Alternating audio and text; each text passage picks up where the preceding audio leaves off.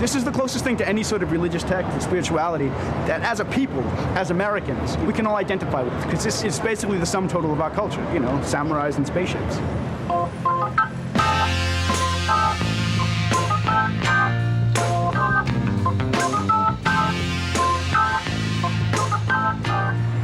I've been here since April 30th for the start of Star Wars, May 19th. We arrived here April 13th, me and a few other guys. And we got kicked out by the cops a few days later.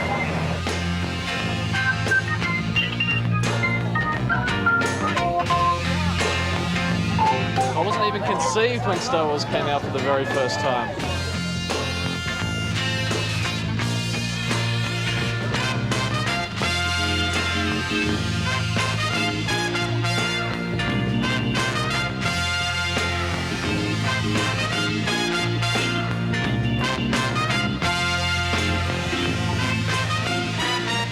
Nobody is just gonna come walking up the street and saying they're in front of us. That will not happen, and people around me will make sure that does not happen either.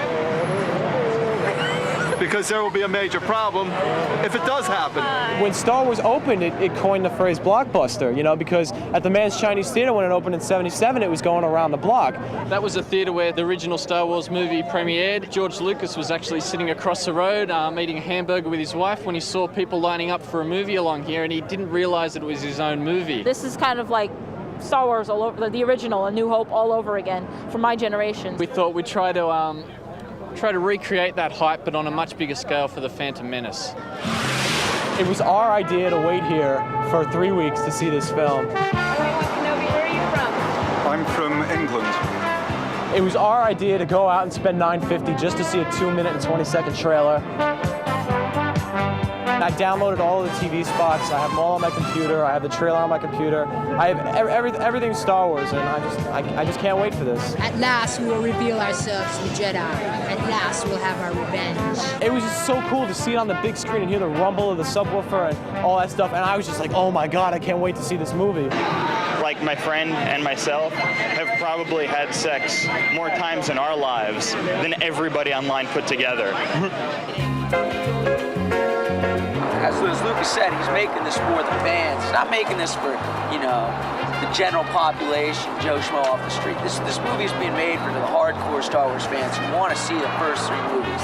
He and his movies have, gotten me through some times in my life. I mean, he's amazing, and he's humble, and he's all of that. He's going to stay true. He's not going to sell out. You know, when I was like 14, my mother would, hey, there was something about Star Wars in the paper, I clipped it out for you, and, I'd keep it. I believe that he'll make sure to make a movie that'll please the true fans. He has a great heart. The message is positive. I'd keep clippings, when he got divorced, etc. I'm sure he does an amazing thing with all of the, money he makes. Do you have him in the site the entire time? Because I'm, fondling him like he's, a close friend. I'm just afraid that maybe he'll leave the rights to his kid or something in his will, and then his kid will become some sort of crack fiend. That's what I'm afraid of. And suck old men's toes for crack money, and then he'll sell the rights or something for some rock. You forgot the batteries. Star Wars started the merchandising. On one hand, it can seem cynical, and they're trying to milk it for every penny they can. I've been bumping these off briskly at $100 a pop. On the other hand, I see these toys, they're cool, I want them. These haven't been out of the box for 22 years. I have this little 6-inch or 5-inch Yoda with a cloth robe and stuff, and he totally rocks.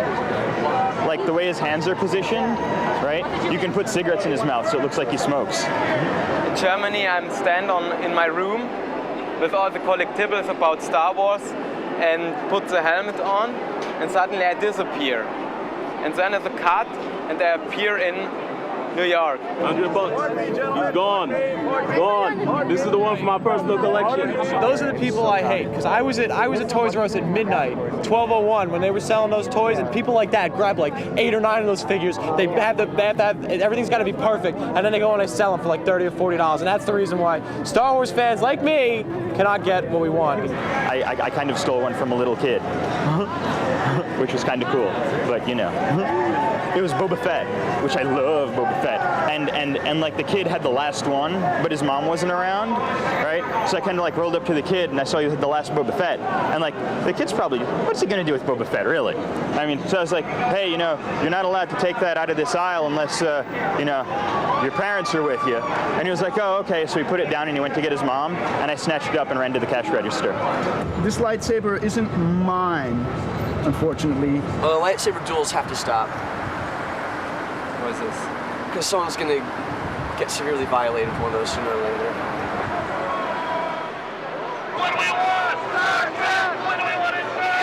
Some Star Wars fans just totally trash on Star Trek because they might be kind of jealous because I would say that Star Trek is a little more organized, like the fandom is a little more in there, and there's a lot more to like be a fan of. You know, there's 4 series, an animated series, 9 movies.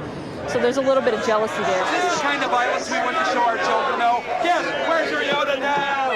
Where's your Yoda now? Where's the sword weapon?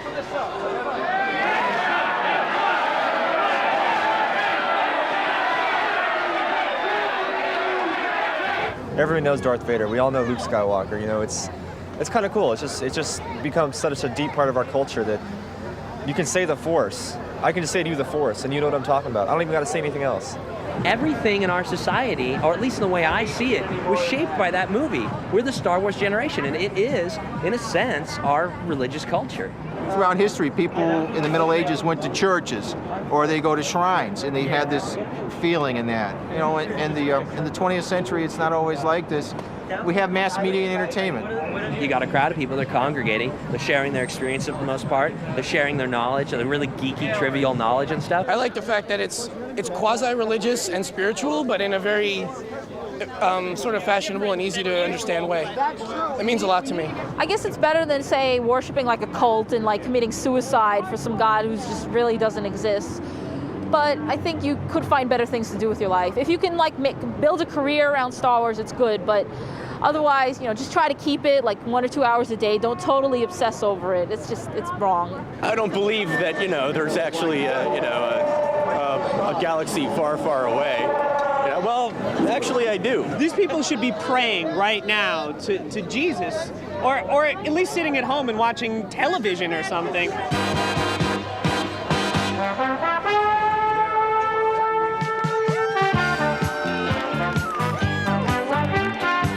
Here for NY Lounge Countdown, doing a stand-a-thon for the Starlight Children's Foundation. And we have been here since May 1st. It's interesting, I think press is about equal to the number of people here so far, which is perhaps indicative of the circumstance of Star Wars.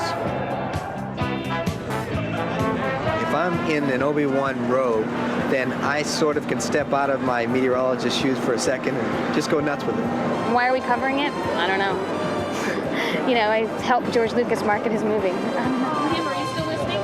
The other people that use the Force were in like movies that grossed $100 million, and I used the Force and we didn't make squat. You know, our movie tanked. I won't be in the next one. With Star Wars being on the cover of Time one week, Newsweek the next week, you know, stories on it every day in USA Today for the past month or so, I think it's very much become a mainstream phenomenon. The fact that that's making headline news is really bizarre to me. There's like so many issues, like so many incredible things going on in the world right now, and like people in media are like so focused on Star Wars. This is Star Wars fans, and it's just bizarre. America's funny that way.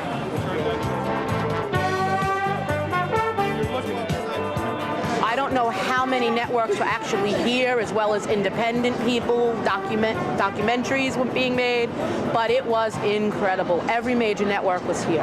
I know fans here who have been interviewed over and over again by media who just don't know what they're talking about, and it gets really annoying. We had a local evening program come out here. It's a half-hour show that's on every night, and they spent the whole time calling us freaks and making fun of us and calling one of our guys, saying that he was raised by wolves. Yeah. When I think it was Fox 5 asked me why don't I get a life instead of wasting my time here, and what do I say to people who say that? And I say to them, I think you're jealous because you really wish you could be here. The news radio people are just fucking idiots. they're the stupidest people on the earth, you know. They ask you the same damn questions over and over and over, and then they don't want to listen to your answer. Well, the silliest one that I've been asked, like, do I dream of a particular character or characters in the Star Wars trilogy? I thought that was a little odd. Like, no. I mean, not to say I've never dreamt about Star Wars characters. I'm what's called an undercover nerd. When I took my job, I told my boss that when Star Wars comes out, I need time off work, and I've been working there for 5 years, so that was 5 years ago that I warned them that I was taking this day out, so they really had nothing to say about it. Undercover nerds are people who can dress in public and talk to regular people, but at home we have secret stashes of Japanese cartoons. I haven't met anyone here who's a geek or who doesn't have a life or who's foolish. I don't really see us any different than football fans that paint their faces and stand nude in 40 below degrees or whatever they do. And I'm really shocked at the animosity from the media towards us by calling us freaks and idiots and wackos. After episode 3, I don't know. I figure I'm either going to leave the country or stick dynamite in my ass and blow myself up in the theater after it's over. Because what the hell, you know, like, there's no more. That's it. No more Star Wars. What are you going to do if the movie really sucks? Probably see it again. Yeah, we'll probably see. Yeah, we'll have to see it again. I can't see any way that it could suck, but if it does, I'm just gonna have to slit my wrist. It's not gonna suck, man. There's no way the movie can suck. There's just no way the movie can suck. Don't see that. There is no way it's gonna suck. Well, it could suck. It could not suck. It could. How could it suck? We've seen 2 trailers. They both rocked. Well, you know, how could that? Well, maybe not. Once the opening scroll starts, I'm gonna be in ecstasy. There's gonna be people crying here, you know? We're gonna see the movie tonight. Opening night. What time? First night, 12:01. 45 minutes. Best theater in New York City.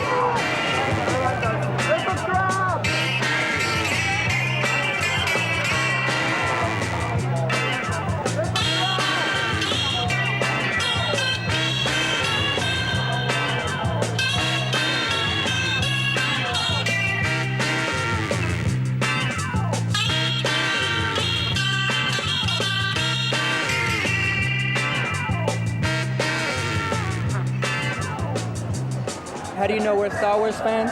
Well, right here we got somebody important. It's going to be named after a character from Episode 1.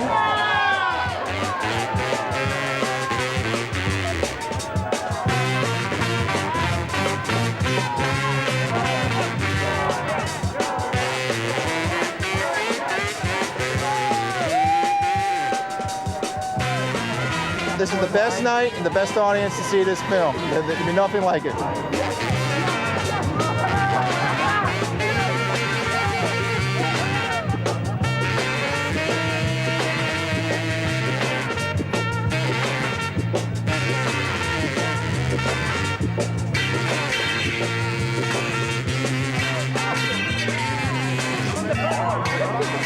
I don't fucking care if this movie is just like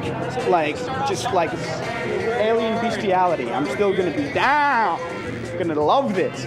You know why? Because it's Star Wars. Oh man! Come on! I'm on my way in.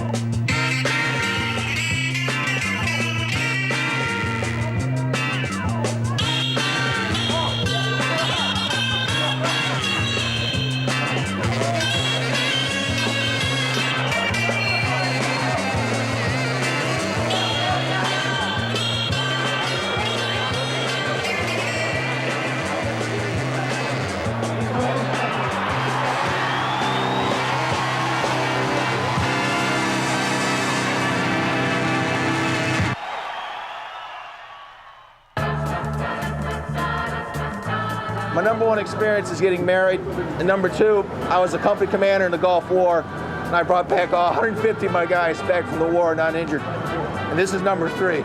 It sounds so corny, man, but that's exactly how I feel. It's really great. I don't know what George Lucas was doing with those visuals, but I'm overwhelmed.